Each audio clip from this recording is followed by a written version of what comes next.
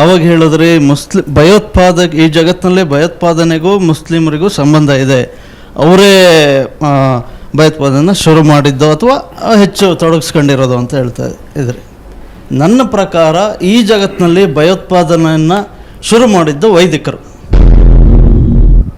ಅದು ಬುದ್ಧನ ಕಾಲದಿಂದ ಹಿಡಿದು ಬಸವಣ್ಣನ ಕಾಲದಿಂದ ಹಿಡಿದು ಈಗಿನ ಅಂಬೇಡ್ಕರ್ ಕಾಲದವರೆಗೂ ವೈದಿಕರೇ ಭಯೋತ್ಪಾದಕರು. ಬುದ್ಧ ಭಿಕ್ಕುಗಳನ್ನು ಕೊಂದರು, ಬಸವಣ್ಣನ ಶರಣರನ್ನು ಕೊಂದರು. ಅದಾದಮೇಲೆ ಈಗಲೂ ಬೇರೆ ಬೇರೆ ರೀತಿಯಲ್ಲಿ ಶ್ರೇಣೀಕೃತ ವ್ಯವಸ್ಥೆಯಲ್ಲಿ ಬದುಕನ್ನು ಕೊಲ್ಲುವ ಕೆಲಸ ಮಾಡ್ತಾ ಇದ್ದಾರೆ. ಸತ್ಯ ಹೇಳ್ರಿ, ಸುಳ್ಳು ಹೇಳಕ್ ಹೋಗ್ಬೇಡಿ. ಈ ಭಯೋತ್ಪಾದನೆಯನ್ನು ತೊಡೆದು ಹಾಕೋದಕ್ಕೆ ನೀವು ಹಿಂದೂ ಧರ್ಮ ರಕ್ಷಕರು ಆಗಿ ಏನು ಕೆಲಸ ಮಾಡಿದಿರಿ? ಶ್ರೇಣೀಕೃತ ವ್ಯವಸ್ಥೆಯ ವಿರುದ್ಧ ಏನು ಕೆಲಸ ಮಾಡಿದಿರಿ?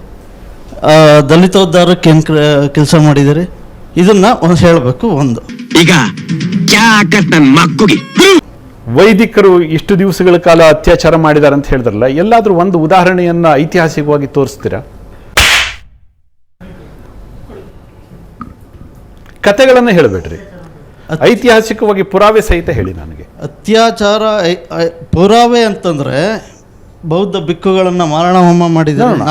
ಎಲ್ಲಿ ಮಾಡಿದ್ರು ಇತಿಹಾಸದಲ್ಲಿ ಎಲ್ಲಿ ಉಲ್ಲೇಖ ಆಗಿದೆ ಹೇಳಿ. ಈ ಶರಣರನ್ನ ಎಲ್ಲಿ ಮಾಡಿದ್ರು ಅದನ್ನ ಹೇಳ್ರಿ. ವೇಗಾಗಿ ಮಾತಾಡಬೇಡ. ವೇಗಲ್ಲ, ಈ ಸಿದ್ಧಾಂತ ಏನಿದೆ ಆ ಸಿದ್ಧಾಂತ ಅದನ್ನು ಕೊಂದಿದೆ. ಯಾವ ಸಿದ್ಧಾಂತ? ವೈದಿಕ ಸಿದ್ಧಾಂತ ಶರಣ ತತ್ವವನ್ನು ಕೊಂದಿದೆ. ವೈದಿಕ ಸಿದ್ಧಾಂತ ಬೌದ್ಧ ತತ್ವವನ್ನು ಅವನಿಗೆ ಮೊದಲು ಬಾಯಿ ಬಂದ್ ಮಾಡತ್ತೇಳ್ರಿ, ನಾನೇನು ಅಂಜು ಮಗ ಅಲತ್ತ. ವಿನಯ್ ಅವರೇ, ನೀವು ನಿಮ್ಮ ಸ್ಟ್ಯಾಂಡಿಂದ ಒಂದು ಸ್ಟೆಪ್ ಕೆಳಗಡೆ ಬಂದ್ರಿ. ವೈದಿಕರು ಭಯೋತ್ಪಾದಕರು ಅನ್ನೋದ್ರಿಂದ ವೈದಿಕತೆ ಭಯೋತ್ಪಾದಕ ಅನ್ನೋ ಲೆವೆಲ್ ಕೆಳಗೆ ಹೇಳಿದ್ರಿ.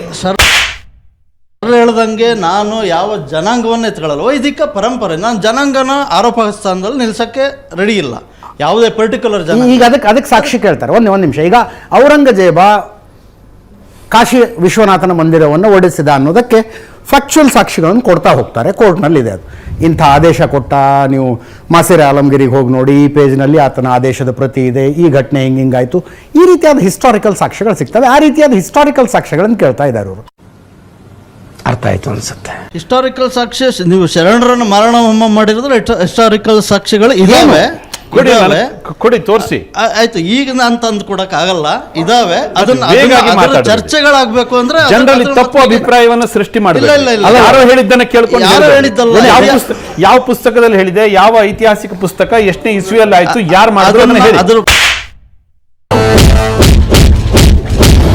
ಪ್ರತ್ಯೇಕವಾಗಿ ಡಿಬೇಟ್ ಮಾಡೋದಾದ್ರೆ ನಾನು ತಗೊಂಬಂದಾಗ ನಾನು ತಯಾರಿದ್ದೀನಿ.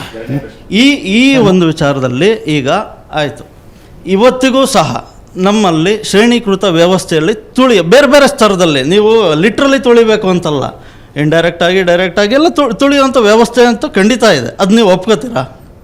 ಅವರ ನಿರ್ದಿಷ್ಟ ಪ್ರಶ್ನೆ ಇದ್ದಿದ್ದು ಹಿಂದೂ ಸಂಘಟನೆ ಅಂತೀರಿ, ಜಾತಿ ವ್ಯವಸ್ಥೆಯನ್ನು ತೊಡೆದು ಹಾಕೋದಕ್ಕೆ ನಿಮ್ಮ ಕೊಡುಗೆ ಏನು? ಹೌದಾ? ಜಾತಿ ವ್ಯವಸ್ಥೆಯನ್ನು ತೊಡೆದು ಹಾಕೋದಕ್ಕೆ ನಿಮ್ಮ ಕೊಡುಗೆ ಏನಿದೆ? ಈ ಜಾತಿ ವ್ಯವಸ್ಥೆಯನ್ನು ಮೊದಲಿಂದನೂ ಒಪ್ಕೊಂಡಿರ್ತಕ್ಕಂಥವ್ರು ನಾವು ಅಲ್ಲೇ ಅಲ್ಲ. ಜಾತಿಯನ್ನ ಹೈಲೈಟ್ ಮಾಡ್ತಾ ಇರ್ತಕ್ಕಂಥವ್ರು ಯಾರು? ಈ ಸೋ ಕಾಲ್ಡ್ ಜಾತ್ಯತೀತರು. ಪ್ರತಿಯೊಂದಕ್ಕೂ ಕೂಡ ಜಾತಿಯನ್ನು ಕೇಳ್ತಕ್ಕಂಥವ್ರು ಯಾರು?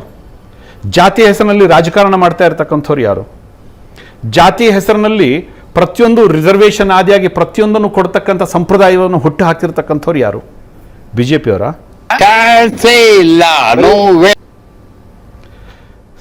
ನಾವು ಹಿಂದವ ಸೋದರ ಸರ್ವೆ ಅಂತ ನಾವು ಹೇಳ್ತೀವಿ. ನಾವು ಯಾವತ್ತೂ ಕೂಡ ಜಾತಿ ವೇದಗಳಲ್ಲಿ ಹೇಳೇ ಇಲ್ಲ, ಜಾತಿ ಯಾವುದೇ ಧರ್ಮ ಗ್ರಂಥಗಳಲ್ಲಿ ಹೇಳಿಲ್ಲ. ಅದನ್ನ ತಿರುಚಿ ಇವತ್ತು ಜಾತಿಯನ್ನು ವ್ಯವಸ್ಥಿತವಾಗಿ ಜನರ ಮೇಲೆ ಹೇರ್ತಕ್ಕಂಥ ಪ್ರಯತ್ನ ಮಾಡ್ತಾ ಇರ್ತಕ್ಕಂಥವ್ರು ಯಾರು? ಅವ್ರಿಗೆ ಪ್ರಶ್ನೆ ಕೇಳಿ. ಸ್ಪೆಸಿಫಿಕ್ ಆಗಿ ಕ್ವಶನ್ ಸ್ಪೆಸಿಫಿಕ್ ಆಗಿ 100 ವರ್ಷದ ಹಿಂದೆ ಹುಟ್ಟಿಕೊಂಡಂತಹ RSS ಈ ದೇಶದ ಜಾತಿ ವ್ಯವಸ್ಥೆಗೆ ಆನ್ಸರೇಬಲ್.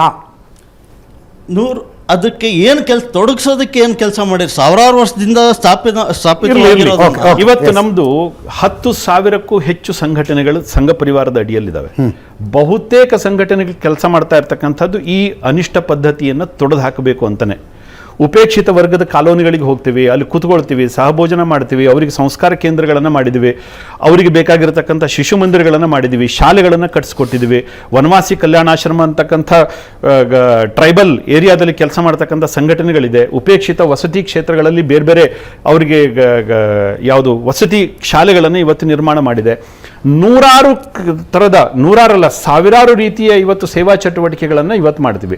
ಪ್ರತಿ ವರ್ಷ ನಮ್ಮ ಕಾರ್ಯಕರ್ತರು ಉಪೇಕ್ಷಿತ ಬಂಧುಗಳ ಮನೆಗೆ ಹೋಗ್ತಾರೆ, ಊಟ ಮಾಡ್ತಕ್ಕಂಥದ್ದು, ಅವ್ರನ್ನ ಇಲ್ಲಿಗೆ ಕರೆದು ಅವರ ಪಾದಪೂಜೆ ಮಾಡಿ ಅವರಿಗೆ ಊಟ ಹಾಕಿಸ್ತಕ್ಕಂಥ ಕಾರ್ಯಕ್ರಮಗಳು ಇವತ್ತು ನೂರಾರು ಮನೆಗಳಲ್ಲಿ ನಡೆಯುತ್ತೆ. ಯಾರು ಮಾಡಕ್ ಸಾಧ್ಯ ಆಗಲ್ಲ. ಹರಿಜನ ವಸತಿ ಕ್ಷೇತ್ರಗಳಲ್ಲಿ ಹೋಗಿ ಧರ್ಮದ ಬಗ್ಗೆ ಜಾಗೃತಿ ಮಾಡ್ತಕ್ಕಂಥ ಪ್ರಯತ್ನವನ್ನು ಪೇಜಾವರ ಶ್ರೀಗಳಿಂದ ಹಿಡಿದು ಇದಕ್ಕಿಂತ ಮುಂಚಿನೂ ಕೂಡ ಮಾಡ್ತಾ ಬಂದಿದ್ದಾರೆ. ಇವತ್ತು ಕೂಡ ಅದು ನಡೀತಾ ಇದೆ. ಹರಿಜನರನ್ನು ಕರ್ಕೊಂಡು ಹೋಗಿ ಅವರಿಗೆ ಲಿಂಗ ದೀಕ್ಷೆಯನ್ನು ಕೊಡ್ತಕ್ಕಂಥ ಪ್ರಯತ್ನವನ್ನು ಇವತ್ತು ಲಿಂಗಾಯತ ಮಠಗಳು ಕೂಡ ಮಾಡ್ತಾ ಇದ್ದಾವೆ. ಎಲ್ಲಿ ನಡೆದಿಲ್ಲ. ನನ್ನ ಹೆಸರು ಮುನೇಂದ್ರ ಅಂತ. ಸೊ ನೀವು ಆಗಲೇ ಅಷ್ಟೇ ಮಾತಾಡಿದ್ರಿ, ನಾನು ಸಂವಿಧಾನ ಬದಲಾವಣೆ ಮಾಡಬೇಕು ಅಂತ ಹೇಳಿಲ್ಲ, ಸಂವಿಧಾನವನ್ನು ಕಾಲಕ್ಕೆ ತಕ್ಕಂತೆ ತಿದ್ದುಪಡಿ ಮಾಡಬೇಕು ಅಂತ. ನಿಮ್ಮ ಸ್ಟೇಟ್ಮೆಂಟ್ಗೆ ಕರೆಕ್ಟಾಗಿ ನನಗೆ ಒಂದು ಕ್ಲಾರಿಟಿ ಬೇಕು ಸರ್. ನೀವು ಸಂವಿಧಾನ ತಿದ್ದುಪಡಿ ಮಾಡೋಕ್ಕೆ ನಾವು ಬಂದಿರೋದು ಅಂತ ಹೇಳಿದ್ದೀರಾ, ನೀವು ಆದರೆ ಇಲ್ಲ ಅಂತ ಹೇಳ್ತಾ ಇದ್ದೀರಾ, ಅದಕ್ಕೆ ಮೊದಲಿಗೆ ಆನ್ಸರ್. ಸ್ವಾಮಿ, ಒಬ್ಬ ಸಂಸದನ ಕಾರ್ಯವ್ಯಾಪ್ತಿಯಲ್ಲಿ ರಾಜ್ಯ ಸರ್ಕಾರದಲ್ಲಿ ಸಂವಿಧಾನದ ತಿದ್ದುಪಡಿ ಆಗೋದಿಲ್ಲ, ಸಂಸತ್ತಿನಲ್ಲೇ ಆಗೋದು. ಈ ದೇಶದಲ್ಲಿ ಎಷ್ಟು ಬಾರಿ ಸಂವಿಧಾನಕ್ಕೆ ತಿದ್ದುಪಡಿ ಆಗಿದೆ ಲೆಕ್ಕ ಇಟ್ಟಿದ್ದೀರಾ? ಸಂಸದನಾಗಿ ಬಂದ ನಂತರದಲ್ಲಿ ಸಂವಿಧಾನದಲ್ಲಿ ಆಯಾ ಕಾಲಕ್ಕೆ ತಕ್ಕಂತೆ ಆಗಬೇಕಾಗಿರತಕ್ಕಂಥ ತಿದ್ದುಪಡಿಗಳನ್ನು ತರಲಿಕ್ಕೆ ಪ್ರಯತ್ನ ಮಾಡಲೇಬೇಕು. ಇದೇ ಸಂಸದರ ಕರ್ತವ್ಯ. ಒಪ್ಕೊಳ್ತೀನಿ ಸರ್. ತಿದ್ದುಪಡಿ ಮತ್ತು ಬದಲಾವಣೆ ಎರಡರಲ್ಲಿ ಏನು ವ್ಯತ್ಯಾಸ ಇದೆ?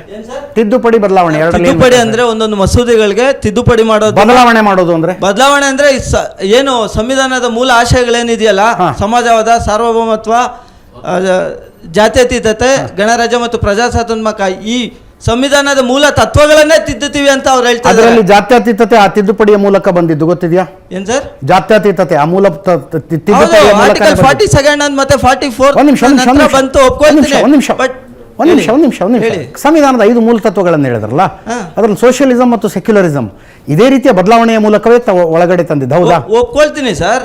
ಅದು ಏನಕ್ಕೆ ಒಳ್ಳೆ ವಿಚಾರವಾಗಿ ಸಂವಿಧಾನ ಯಾವತ್ತಾಗ್ಲಿ ಪಾಸಿಟಿವ್ ಆಗಿ ತಿದ್ದುಪಡಿ ಆಗ್ಬೇಕೆ. ಸರ್ ಹೇಳ್ತಾ ಇರೋದೇನಂತ, ಸಂವಿಧಾನನೇ ತಿದ್ದುಪಡಿ ಮಾಡ್ತೀವಿ ಅಂತ ಹೇಳ್ತಾ ಇದ್ದಾರೆ, ಬದಲಾವಣೆ ಮಾಡ್ತೀವಿ ಅಂತ ಹೇಳ್ತಿದ್ದಾರೆ. ಒಂದು ನಿಮಿಷ ಅಂದ್ರೆ ಅಂಬೇಡ್ಕರ್ ಹೊಳೆದಿರ್ಲಿಲ್ವಾ ಜಾತ್ಯತೀತತೆ ಸೇರಿಸ್ಬೇಕು, ಸೋಷಿಯಲಿಸಂ ಸೇರಿಸ್ಬೇಕು ಅಂತ?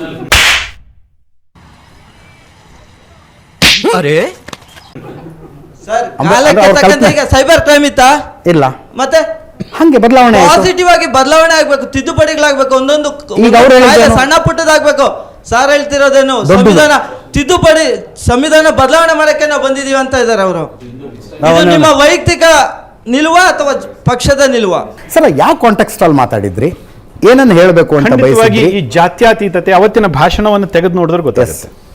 ಜಾತ್ಯತೀತತೆ ಅಂತಕ್ಕಂಥ ಶಬ್ದವನ್ನ ಸಂವಿಧಾನದಲ್ಲಿ ತುರುಕಿದ್ಯಾರು? ಇಂದಿರಾ ಗಾಂಧಿ. ಇಡೀ ದೇಶದಲ್ಲಿ ಇವತ್ತು ಇಷ್ಟೊಂದು ದೊಡ್ಡ ಅರಾಜಕತೆಯನ್ನು ಸೃಷ್ಟಿ ಮಾಡಲಿಕ್ಕೆ ಕಾರಣಕರ್ತರು ಯಾರು? ಆ ಒಂದು ಶಬ್ದ. ಇದನ್ನು ತೆಗಿಬೇಕಾದ್ರೆ ಸಂವಿಧಾನದಲ್ಲಿ ಬದಲಾವಣೆ ಆಗಬೇಕೋ ಬೇಡೋ, ತಿದ್ದುಪಡಿ ಆಗಬೇಕೋ ಬೇಡೋ? ಅರ್ಥ ಆಯ್ತು, ನನಗೆ ಈಗ ಅರ್ಥ ಆಯ್ತು.